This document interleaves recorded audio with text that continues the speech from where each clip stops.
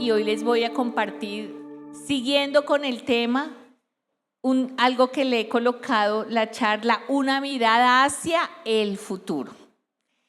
La palabra futuro está como muy de moda últimamente, ¿no? Todos les gusta hablar del futuro. Ahorita está de moda hablar del fin del mundo, la inteligencia artificial, el cambio climático, que se está elevando la temperatura, las guerras.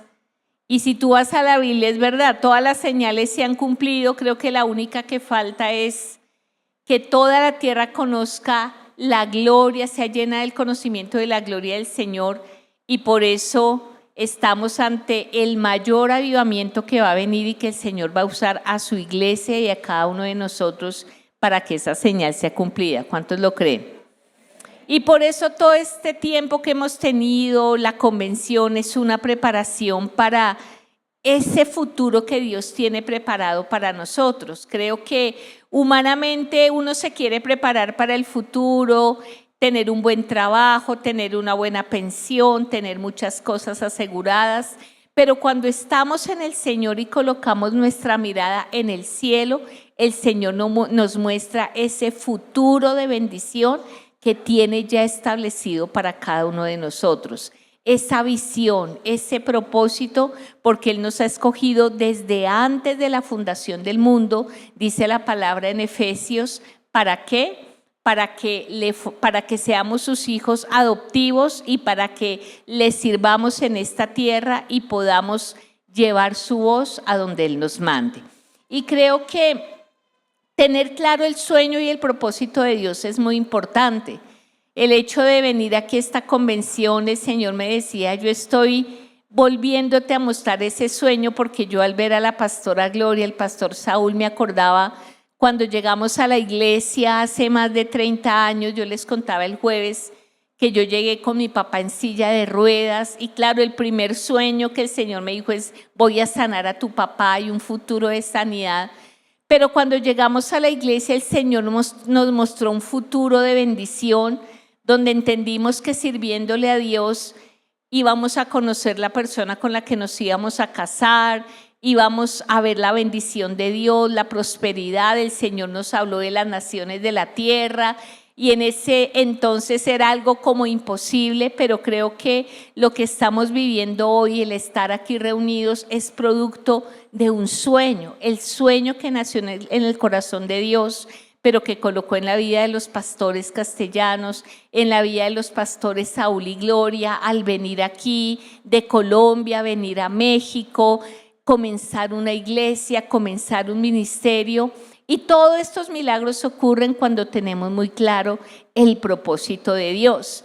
Me impactaba escuchar la historia de Walt Disney, que fue el fundador de los parques que hay en Orlando, y cuando inauguraron una montaña que es de las más altas, una montaña rusa, entrevistaban a la esposa y decían qué pesar que su esposo murió antes de ver ese sueño hecho una realidad. Y la esposa en el discurso de inauguración decía, se equivocan, él sí vio esta montaña rusa porque él la concibió desde hace mucho tiempo. Él tenía muy clara la imagen, él sabía cómo iba a ser la montaña, cuánto iba a medir, él ya veía a la gente que se iba a montar en esta montaña rusa porque él tenía muy claro el sueño.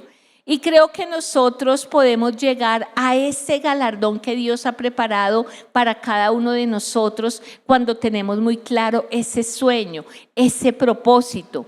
Y por eso el Salmo, quiero que leamos rápidamente, el Salmo 126 del 1 al 3 dice, cuando Jehová hiciere volver la cautividad de Sión, seremos como los que sueñan, entonces nuestra boca se llenará de risa, nuestra lengua de alabanza.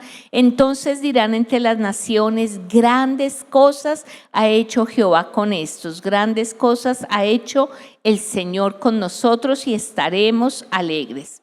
Y el Señor me decía que va a venir ese tiempo de alegría para ustedes, de alabanza, porque el sueño de Dios va a resucitar en cada uno de ustedes y el sueño de Dios va a ser claro, el sueño de Dios para servirle, el sueño de Dios para que ganes a tu familia, el sueño de Dios para que seas influencia, pero el sueño de Dios como iglesia para que ustedes impacten esta ciudad y esta nación.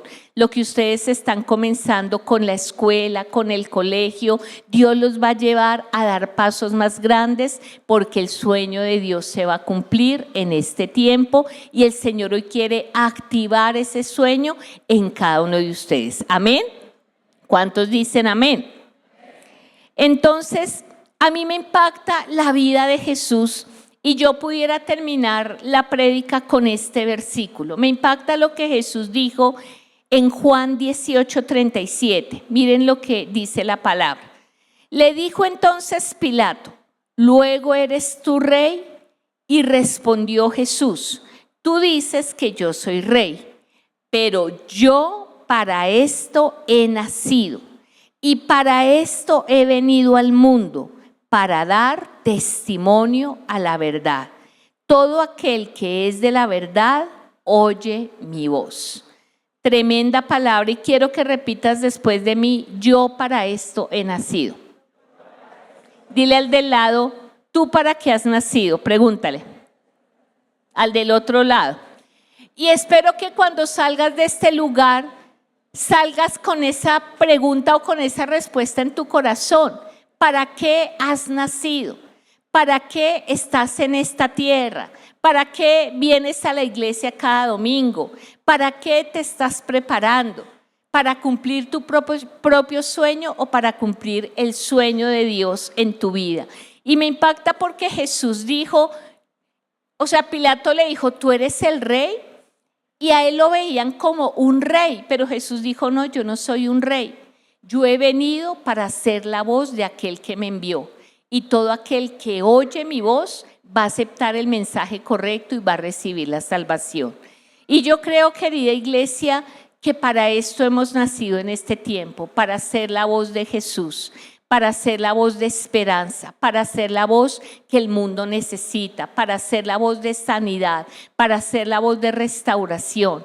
Y creo que podemos tener otros muchos títulos. Yo soy odontóloga de profesión, cada uno de ustedes, yo escuchaba a la pastora Gloria, unos son doctores, profesionales, me alegra tanto ver cómo muchos de la iglesia se han preparado en tantas áreas que son necesarias, pero entender que hemos nacido y Dios nos ha colocado en este mundo para ser la voz de Dios en esta tierra y para extender su reino donde quiera que estemos. ¿Cuántos dicen amén? Y dice la palabra que Jesús no solamente dijo esto, sino antes de expirar, cuando Él ya estaba en la cruz, antes de partir de este mundo, Él dijo una frase muy importante y dijo, consumado es. ¿Y qué significa consumado es? Él pudo decir, he terminado la carrera. He cumplido mi propósito, ese propósito por el cual mi Padre me colocó en la tierra, puedo decir que lo he cumplido y lo he desarrollado. Y creo que esa es mi oración, decirle, Señor, antes de que yo parta de este mundo, que yo haya cumplido ese propósito a plenitud. El pastor César siempre nos ha enseñado una frase y él nos dice, el hombre de Dios es inmortal hasta que no haya cumplido el propósito de Dios en su vida en esta tierra. Y creo que tú y yo tenemos un propósito específico por el cual debemos trabajar, en el cual debemos enfocarnos, al cual debemos dedicar nuestra fuerza, nuestra oración, nuestro ímpetu. Y creo que desde que llegamos a la iglesia con los pastores Saúl y Gloria, se nos fue revelado ese propósito para nuestra vida, para nuestro futuro, para la iglesia. Y quiero decirles que ese propósito sí o sí se va a cumplir y ese propósito va a traer alegría a tu vida, ese propósito va a traer bendición, ese propósito va a traer multiplicación y ahora tú vas a entrar en otro nivel en ese propósito de Dios. Pero quiero que veamos rápidamente algunas características de ese propósito y algunas etapas. Y quiero que tú vayas pensando y que tú te hagas la pregunta si tienes claro cuál es ese sueño de Dios para tu vida. Tu sueño, el sueño de Dios es que tú prediques, el sueño de Dios es que tú le sirvas, el sueño de Dios es que tú ganes a tu familia, el sueño de Dios es que seas influencia, el sueño de Dios para esta iglesia es que marquen algo importante en esta ciudad y en esta nación, y yo creo que sí. Y yo les compartí en la otra reunión que hace poco estuvimos en la convención de jóvenes en Bogotá, y fue algo tremendo, sí, ver a 18,000 jóvenes en la convención. Estábamos todos muy ministrados, la presencia de Dios, la gloria de Dios. Pero ocurrió algo el día sábado que se cerraba la convención, que fue algo que nos impactó mucho a John y a mí. Ese día en la mañana nos llamó una discípula, en la tarde era el Color Fest, estábamos todos preparándonos para el cierre, pero nos llamó una discípula atacada llorando, y yo decía, bueno, ¿qué le pasó? Y ella iba en una moto, iba manejando la moto, y nos dijo, pastores, es que acaba de ocurrir algo, y es que yo le compartí a una amiga de Jesús. Le compartí y ya, pero hoy me entero que ella va a practicarse la eutanasia. Y yo he intentado llamarla, pero ella me bloqueó el celular, y yo ya me averigüé con la familia en qué clínica está y voy para allá. Fue lo único que nos dijo. Entonces, cuando ella nos dijo eso, nosotros con John creamos un link, abrimos un link, más o menos explicamos la situación y dijimos, vamos a orar por esta joven que en este momento se va a practicar la eutanasia. Bueno, que Dios tenga misericordia, que Dios haga algo. Y la verdad fue tremendo porque esta chica, esta discípula, llegó allá al hospital, la dejaron entrar, ella es súper pilosa, la dejaron entrar. Allí estaba el esposo, porque la chica era casada con una niña de 8 años, la niña atacada llorando. Estaba la mamá, el papá de la muchacha, la familia reunidos, y ella pudo entrar y habló con ella y le dijo, ¿tú por qué? O sea, yo soy tu amiga, ¿por qué me bloqueaste el teléfono? Y ella decía, no, es que yo me llené de temor y yo no quería que nadie me dijera qué tenía que hacer o qué no tenía que hacer. Y la verdad, el dolor físico me ganó, este dolor del cáncer me ganó, y ya no quiero vivir y ya. Y fue un tiempo donde ella le habló de Jesús, le volvió a hablar de la palabra, le hizo arrepentirse. Un tiempo donde esta chica se humilló, pero fue impactante porque ella hizo una videollamada y nos enfocó a los que estábamos en la intercesión. La chica supo que estábamos orando por ella y la pudimos ver ahí tendida en la cama, conectada con el medicamento. Y pues fue tremendo porque personalmente en el Congreso, cuando estuve en el Congreso, yo peleé mucho por la ley de la eutanasia para que no fuera aprobada. Y me acordé como en el momento del debate que por un voto no fue aprobada, y fue una pelea muy fuerte, y yo decía, tremendo. Bueno, eso fue cuando estuve en el Congreso. Ahorita hace como 6 meses aprobaron la ley de la eutanasia en Colombia, y esta chica sí estaba en cuidados paliativos, pero creo que mi discípula decía, me faltó haber llegado antes, me faltó haber tenido la unción para haber orado por milagros y que ella se hubiese sanado. Y nosotros le decíamos, tú no puedes tener la culpabilidad, tú hiciste lo que tenías que hacer.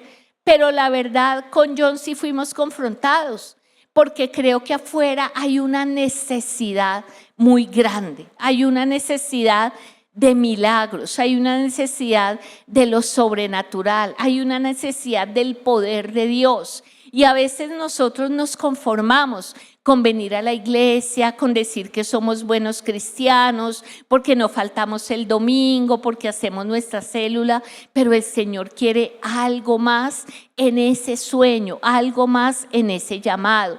Y nosotros con John decíamos, tenemos que entrar a algo diferente, tenemos que avanzar en ese propósito, tenemos que avanzar en ese camino. Y fue tremendo porque generalmente la eutanasia es en media hora, o sea, a ti te aplican el medicamento y ya en media hora partes o mueres. Y este procedimiento no entendieron por qué duró como 2 horas y media. O sea, ya le aplicaron el medicamento, pero nada que se moría. Y nosotros ahí intercediendo. Y la verdad solo decíamos, Señor, haz lo que tengas que hacer. O sea, nos gustaría estar allá, no podemos. Espíritu Santo, ten misericordia de esta jovencita, que ella no se pierda, que ella no se condene, Señor, por favor.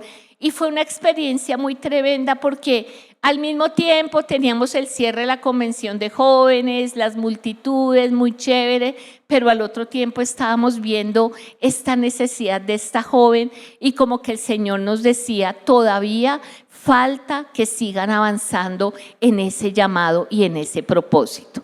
Entonces, ¿por qué les cuento esto? Porque creo que cuando uno tiene claro ese llamado y ese propósito, uno no se desvía. O sea, viene como una ruta, viene como un camino donde el Señor te dice, no te puedes desviar a derecha ni a izquierda, tienes que tomar las decisiones correctas y tienes que, como cuando tú vas de vacaciones a un lugar y sabes el clima que va a ser en ese lugar, de acuerdo al clima, tú echas la ropa, tú echas el bloqueador o el gorro, lo que necesitas. De la misma manera, tu vida la debes preparar y la debes encaminar en ese propósito que Dios tiene para tu vida. Amén.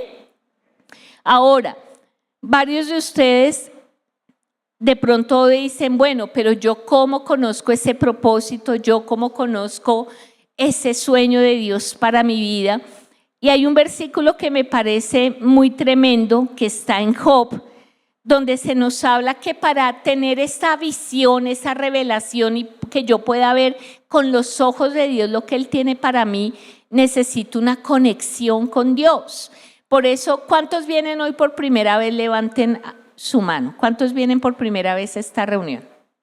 Aquí, bienvenidas, bienvenida, bienvenido, bienvenidas. Bueno, démosles un fuerte aplauso a todos estos tremendos invitados. Quiero decirles que no es casualidad que ustedes estén aquí y que si hoy ustedes se conectan con Jesús, se conectan con Dios, tienen esa conexión espiritual, se les va a revelar ese propósito para sus vidas. Mire lo que dice el libro de Job 53, 14 y 15. Dice, sin embargo, en una o en dos maneras habla Dios. O sea, Dios nos habla. Dice, pero el hombre no entiende. O sea, a veces como que Dios nos habla de una u otra manera, pero como que uno no entiende. Ahorita hablábamos con la pastora Gloria, a veces hay personas que Dios le habla, pero como que no, andan tan ocupadas en sus cosas que así Dios les grite, no tienen su oído abierto a lo que Dios quiere. Y dice el versículo 15, por sueño en visión nocturna, cuando el sueño cae sobre los hombres, cuando se adormecen sobre el lecho, entonces revela al oído de los hombres y les señala su consejo para quitar al hombre de su obra y apartar del varón la soberbia, detendrá su alma del sepulcro y su vida de que perezca a espada. Habla aquí de la noche. La noche es ese momento de quietud. Digamos, personalmente, a mí me gusta mucho orar de noche cuando ya todos están dormidos en mi casa, cuando como que cada uno ya está descansando y dice, en ese momento de quietud, en ese momento donde nadie más te está hablando, en ese momento aún donde tú duermes, aún en sueños Dios te habla, aún en visiones, aún el Espíritu Santo te habla al oído, dice, y Él te muestra cuál es el consejo que Él tiene para ti. Él tiene un propósito, Él tiene un camino ya establecido, pero tú tienes que hoy decirle, Señor, yo quiero oírte. Quiero que tú me hables y voy a estar dispuesta a escuchar y a obedecer lo que tú ya tienes preparado para mí. Yo les hablaba el jueves de la voluntad de Dios, de que nosotros crezcamos en sabiduría e inteligencia espiritual en el conocimiento de la voluntad de Dios. Eso dice Colosenses 1, 9 y 10. Porque cuando estamos en la voluntad de Dios, agradamos a Dios, vivimos de la manera correcta, nos alegramos, y creo que lo que Dios quiere ahorita es que ya no hagamos nuestra voluntad, sino la voluntad de Dios, que es buena, agradable y perfecta. Entonces dice acá que aún en esos tiempos de quietud, Dios nos habla, Dios nos muestra. Dios te dice: hijo, yo tengo preparado esto para ti. Hija, yo quiero que tú hagas esto, quiero que vayas a este lugar, quiero que prediques, quiero que le hables a esta persona, quiero que me sirvas, quiero que ayudes en esta fundación. Ahorita no me acuerdo quién era, una chica en la reunión pasada me decía: pastora, yo tengo como una inquietud, no sé qué estudiar, me gusta la política, pero no sé qué hacer. Haz una oración para que Dios me guíe. Yo le decía: lo importante es que tú quieras hacer la voluntad de Dios, que Dios te dé señales, que Dios te confirme, que Dios te dirija. Y creo que cuando estamos en esa disposición, dice ahí que cuando Dios nos revela su consejo, aún detendrá nuestra alma del sepulcro y nos guardará que nuestra vida perezca a espada. Es decir, aún Dios nos guarda de la muerte, porque la vida y el propósito nos dan vida, nos dan bendición, traen alegría, se abren los cielos y tú ves la mano de Dios sobre ti. Amén.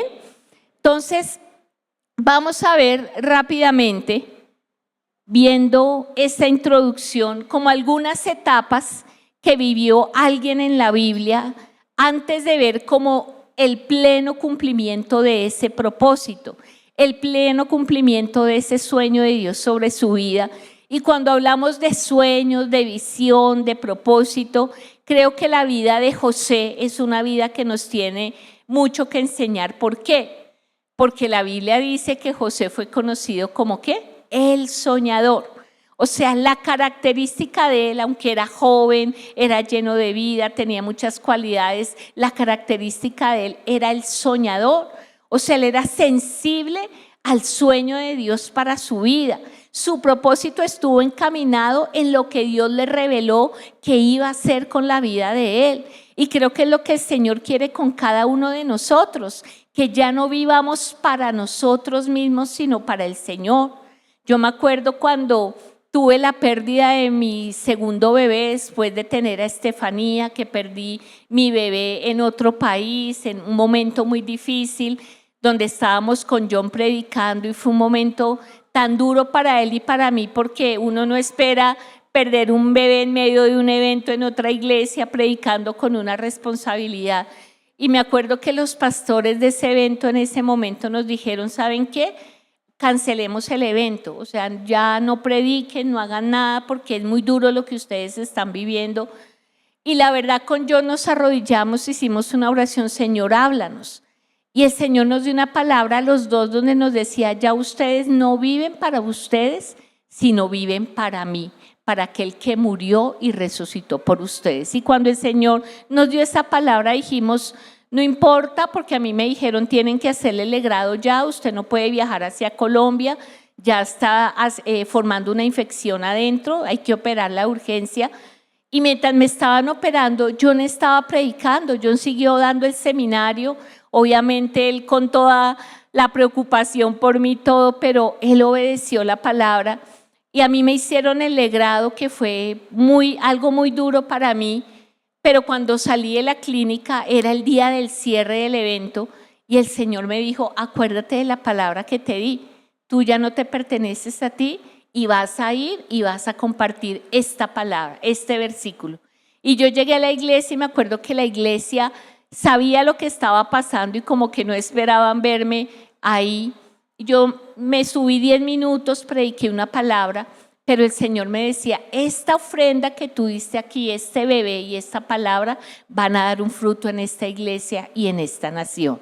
¿Y por qué les cuento esto? Porque creo que hay etapas en nuestra vida donde Dios nos quiere llevar a hacer la voluntad de Dios de una manera diferente, de una manera con agrado, con alegría.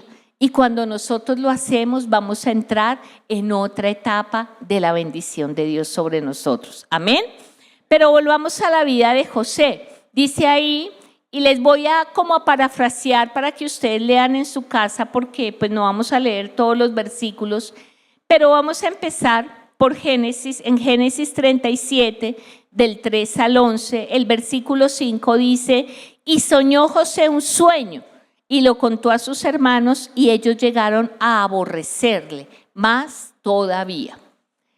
El sueño que tuvo José fue un sueño de Dios, un sueño que Dios colocó en su corazón, donde ese sueño implicaba a su familia. Y en ese sueño, la verdad, su familia, ustedes saben el sueño, que las espigas se inclinaban ante él y los hermanos dijeron: pero ¿cómo así que nosotros nos vamos a inclinar ante ti? Eso no puede ser. Le tuvieron envidia, quisieron matarlo, quisieron acabar con él. Pero quiero decirte algo, cuando nosotros tenemos un sueño de Dios y un propósito, muchas veces los demás no lo entienden. Muchas veces va a venir rechazo, muchas veces aún nuestra propia familia, más si no es cristiana, no van a entender y van a decir: pero ¿usted qué hace allá en esa iglesia? ¿Usted está loco? ¿Qué le pasa? Y el enemigo va a querer robar y acabar con ese sueño. ¿Por qué? Porque Jesús vino para darnos vida y vida en abundancia, pero el diablo vino para hurtar, matar y destruir. Y hurtar es robar, ¿no es cierto? Y el enemigo quiere robar lo que viene de Dios. Y tal vez hay sueños que Dios te ha dado que el enemigo ha robado. Sueños en tu área emocional, sentimental, en tu área financiera, en tu área ministerial. Sueños que de pronto están sepultados porque vemos que intentaron querer acabar con la vida de José, pero después lo ocultaron en una cisterna hasta que pasaron y lo compraron como esclavo.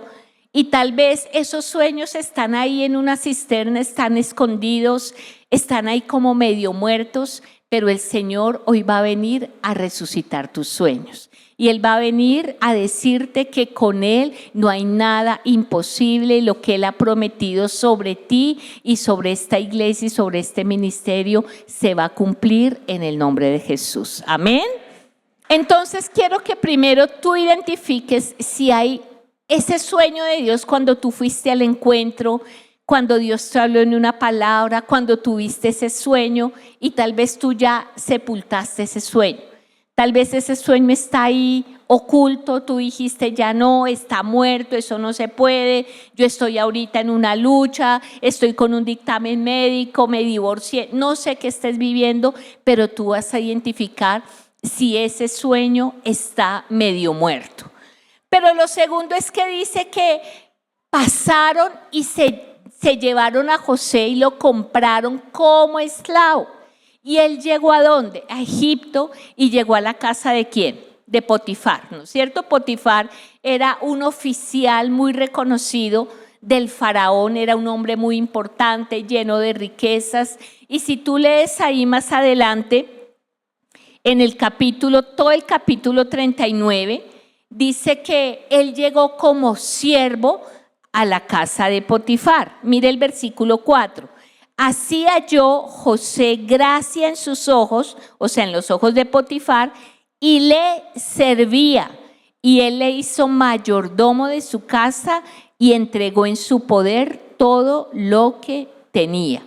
Y dice el versículo 6, y dejó todo lo que tenía en manos de José, y con él no se preocupaba de cosa alguna, sino del pan que comía, y era José de hermoso semblante y bella presencia. Hay un tiempo de servicio y en el servicio Dios forma nuestro corazón.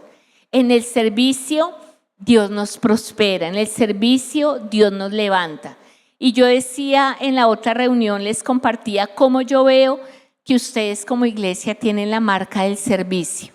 A mí me impactó desde que llegué, la pastora Gloria me decía: mira, el que está aquí en el café es doctor en no sé qué, la que está aquí sirviendo, armando las flores es doctora, bueno, no me acuerdo las profesiones específicas, pero quiero decirles que la marca de servicio es una marca que agrada el corazón del Señor.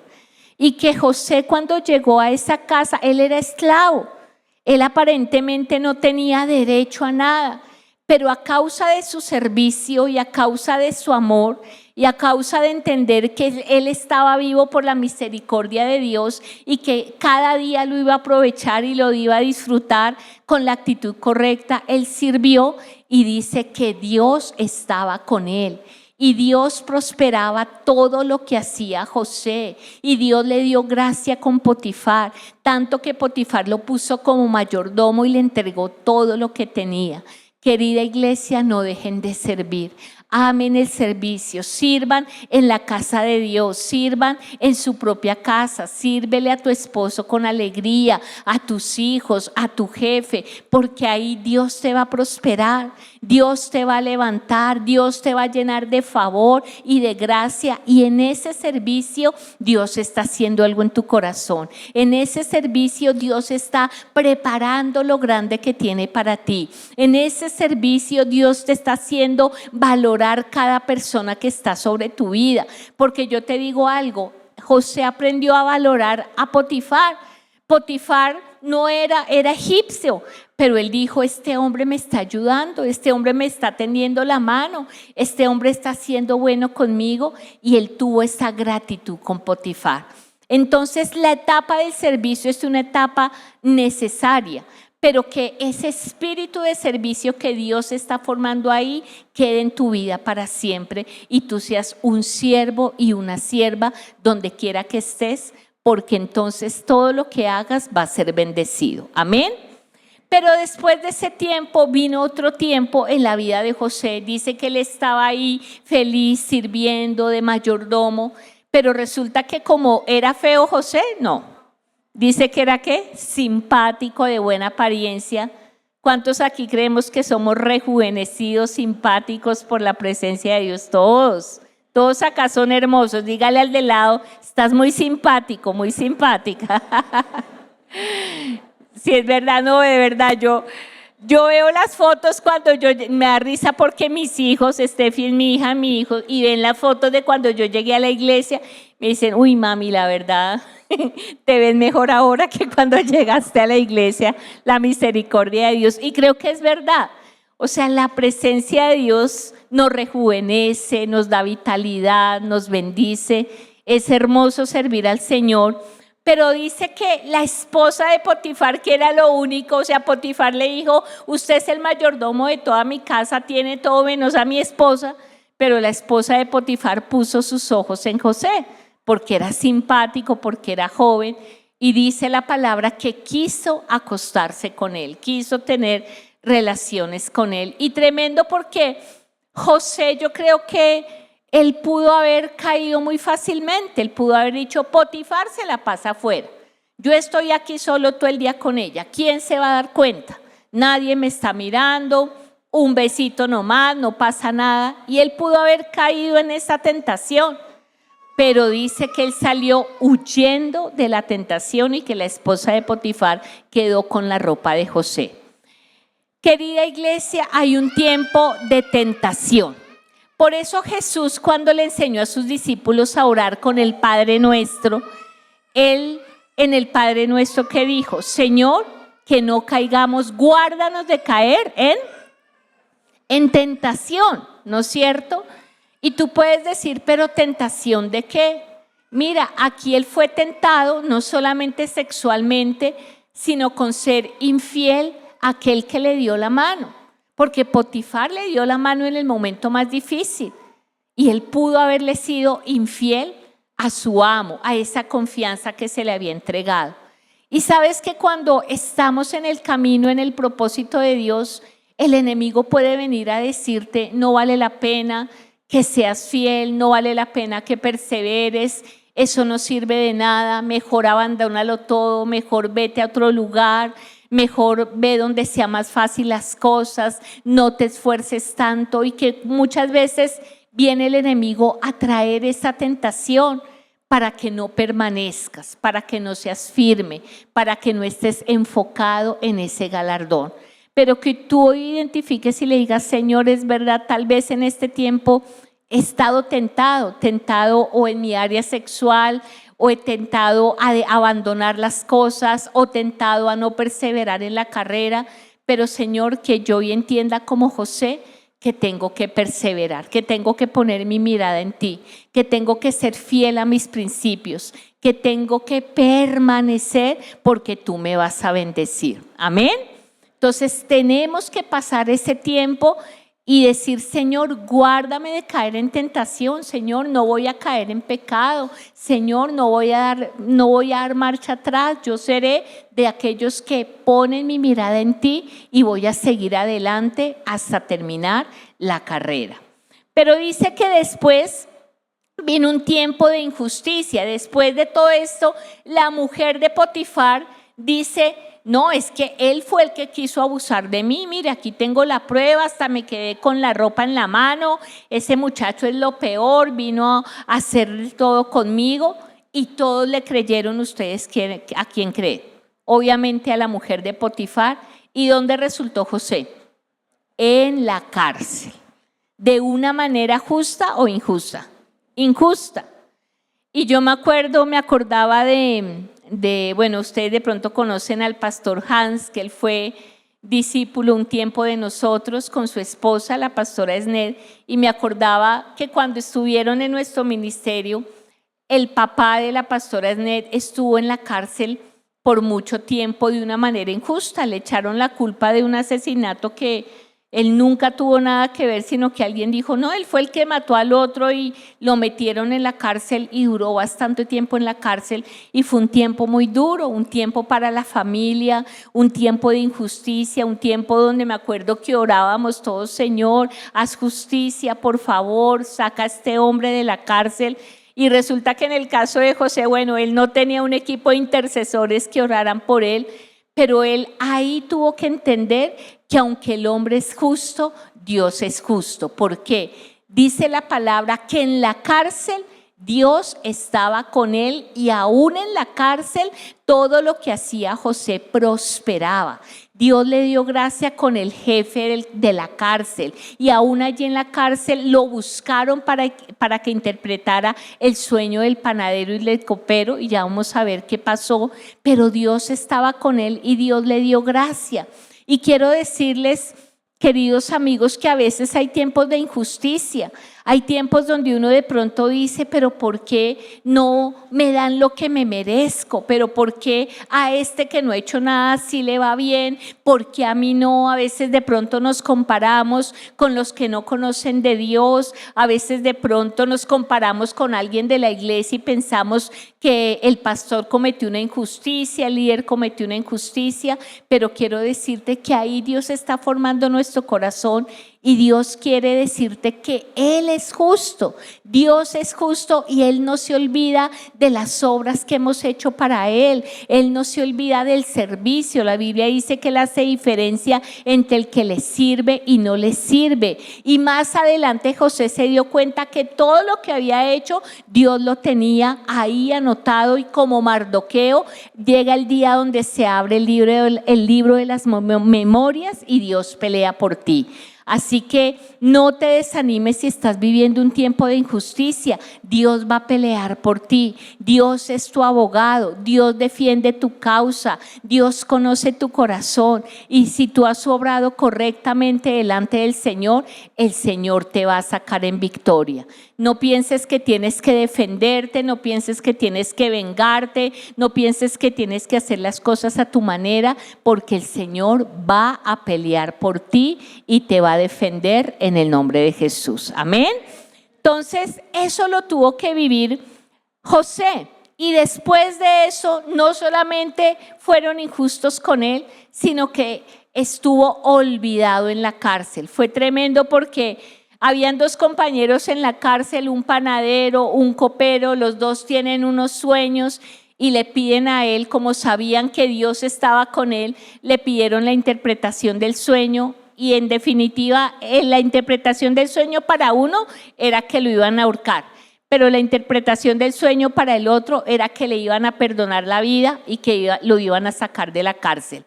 Y lo único que José le dice al que iba a salir de la cárcel, al copero, le dijo: por favor, lo único que te pido es que cuando tú salgas de aquí no te olvides de mí. Acuérdate que yo estoy aquí y acuérdate que yo te interpreté el sueño. Y el copero le dijo, no, claro, apenas yo salga de la cárcel, voy a hablarle al faraón de ti y me voy a acordar de ti. ¿Y ustedes creen que se acordó de él? No, se olvidó completamente de José. Y hay un tiempo de olvido. Hay un tiempo donde de pronto pensamos que Dios se ha olvidado de nosotros. Pensamos que lo que hacemos como que nadie lo tiene en cuenta, como que no es valorado, como que los discípulos no valoran el tremendo líder que soy, los consiervos no me valoran, mi líder no me valora, mi pastor no me da gracias por todas las mujeres que traje a la convención, mi pastora no me dio tremendo premio que yo estaba esperando. Y a veces como que uno empieza con esa sensación, no, se están olvidando de mí, no me tienen en cuenta. No me dan lo que me merezco, no soy nadie, no valgo nada.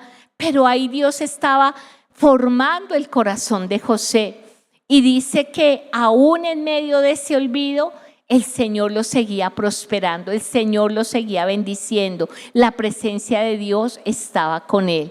Y quiero decirte algo, Dios nunca se olvida de sus hijos, Dios nunca se olvida de lo que tú haces para Él, Dios nunca se olvida de tus oraciones, Dios nunca se olvida de tus ofrendas, Dios nunca se olvida de tu servicio a Él y Dios tiene la recompensa el día y la hora que Él sabe que es cuando tú la necesitas, Él la tiene ya preparada para tu vida. Amén. Así que si tú te has sentido así, entrégale eso al Señor. ¿Por qué? Dice que pasaron 2 años después de que el copero salió de la cárcel, le perdonaron la vida. Y después de 2 años, ahí sí el faraón tuvo un sueño tremendo que nadie se lo podía interpretar. Y cuando el faraón empezó a decir, Dios mío, ¿quién me interpreta el sueño? Ahí el copero se acordó, le dijo, ¡ay! ¿Verdad que allá en la cárcel hay un muchacho? Allá hay un muchacho que me interpretó un sueño, que me dijo que yo iba a vivir. ¿Por qué no lo mandas llamar? Porque él te puede interpretar el sueño. Y lo mandan llamar a José y efectivamente es el sueño de los 7 años de abundancia y de los 7 años de escasez que iba a venir sobre la tierra donde él estaba. Y cuando José interpreta el sueño, el faraón dice algo. El faraón dice, José al interpretar le dice, mira, van a venir 7 años de abundancia, pero lo que Dios te dice es que en esos 7 años de abundancia tú tienes que poner una persona super pila, una persona especial, y esa persona va a ayudarte a guardar todo ese fruto de esos 7 años, va a ayudarte a administrar, y en los 7 años de escasez, esa abundancia va a suplir la escasez de los otros 7 años. Y entonces el faraón se queda pensando y dice, ¿sabes qué? Ese hombre que tú me estás diciendo que yo tengo que poner al frente, eres tú. Porque no conozco a nadie como tú. No conozco a nadie que tenga la sabiduría que tú tienes. No conozco a nadie que tenga la inteligencia. No conozco a nadie que hable como tú y que Dios esté con él como está contigo. Así que desde hoy yo te coloco al frente de mi reino, yo te coloco al frente de toda la tierra, al frente de todo el fruto, al frente de toda mi casa, te entrego mi anillo, te entrego todo lo que tengo, porque después de mí tú vas a ser el segundo hombre más importante en esta nación. ¿Y saben qué pasa y qué es lo más sobrenatural? Que no solamente él recibe esa honra, porque termina con el tiempo de honra, con el tiempo de bendición. No solamente viene ese tiempo de honra, sino que él bendice a su nación y bendice a su familia, porque vemos en los capítulos adelante 50, 51 que su familia, que estaba viviendo escasez, tiene que venir a Egipto, tiene que buscarlo y tiene que decirle, ayúdenos. Y él en ese momento los perdona, los bendice, los restaura y los alimenta y los sustenta. Quiero decirte que va a venir ese tiempo de honra para ti. Quiero decirte que tu familia te va a buscar y te va a decir, la presencia de Dios está contigo. Ora por mí, ayúdame, bendíceme, y tú vas a perdonar y vas a restaurar y vas a levantar a tu familia. Y tu familia va a venir aquí a la iglesia y tu familia va a conocer de Dios. Pero también ustedes como iglesia van a bendecir esta nación, porque Dios les está dando abundancia, abundancia de pan, abundancia de unción, abundancia de gracia, y ustedes van a ser usados para bendecir esta ciudad y esta nación de una manera que ustedes ni se imaginan. Y dice que José tuvo 2 hijos, Dios le dio 2 hijos, 2 frutos, uno que se llamaba Manasés y otro que se llamaba Efraín. Manasés, que significa Dios me hizo olvidar mi pasado, y Efraín, que significa Dios me hizo multiplicar en la tierra de mi aflicción. Y esos 2 frutos son los que vienen para nosotros. El tiempo de olvidar todo el proceso que hemos tenido que vivir hasta el día de hoy, porque viene un nuevo tiempo de multiplicación en esta tierra donde Dios los ha colocado. Las células se van a multiplicar, los líderes se van a multiplicar, las reuniones se van a multiplicar. Y como me contaba la pastora Gloria, van a salir de aquí misioneros para otras ciudades, para otros estados, porque Dios va a hacer cosas muy grandes con ustedes y están entrando a otra etapa de multiplicación. Así que, querida iglesia, hoy es el día de volver al sueño de Dios. Hoy es el día de volver al propósito de Dios, y algunos de ustedes van a tener que tomar decisiones. Algunos de ustedes van a tener que renunciar a cosas que son muy buenas, muy bonitas, pero que hoy el Señor te va a decir, yo quiero es que tú hagas esto. Algunos de ustedes van a tener que ajustar ciertas cosas en sus vidas, en sus familias, para cumplir el propósito de Dios, pero Dios los va a respaldar, Dios los va a prosperar, Dios va a ser Jehová Jireh y va a traer lo que ustedes necesitan en este tiempo. No tengan temor, porque el Señor tiene lo mejor preparado para ustedes. Y como hablaba yo con la pastora Gloria, yo veo que la iglesia está consolidada, está fortalecida, el equipo de 12, pero están listos para el tiempo de la multiplicación. Tal vez ustedes no lo tienen tan claro, pero el Señor se los va a mostrar, una multiplicación que va a venir rápidamente y una influencia en esta ciudad y en esta nación. ¿Cuántos lo creen?